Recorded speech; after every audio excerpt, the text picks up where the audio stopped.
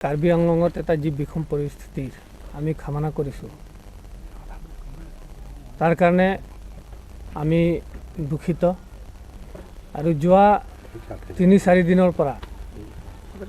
যি আমাৰ ইয়াৰ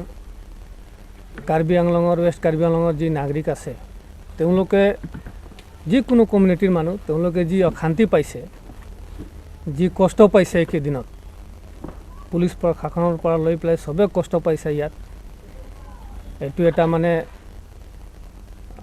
বহুত দুখৰ কথা যেনেবা আমাৰ মানুহবিলাক যিবিলাক প্ৰটেকশ্যনত ওলাইছিলে তেওঁলোকে মানে কাৰ্বি গো বেক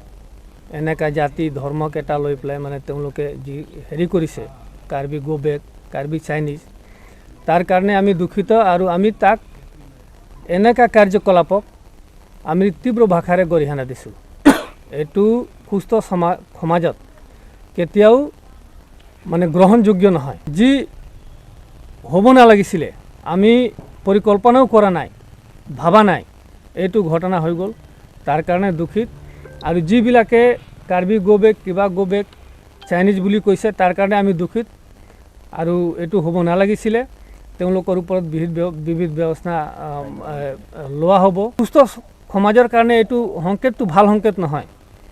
আমি গোটেই ঘটনাক মানে গৰিহণা দিছোঁ আমাৰ যিটো ঘটনা ঘটিল তাৰ কাৰণে আমি কাৰ্বি আংলঙবাসী দুখিত আগন্তুক দিনত আগলৈ যাতে এই পৰিৱেশ নহয় আমি ভাই বন্ধু যি হিচাপে বহি আছোঁ তেনেকুৱা বসবাস কৰিব পাব লাগিব বহি থাকিব লাগিব আগন্তুক দিনত আমি এটা ভাল বন্ধুত্বৰে ভাইচাৰা হিচাপে আমি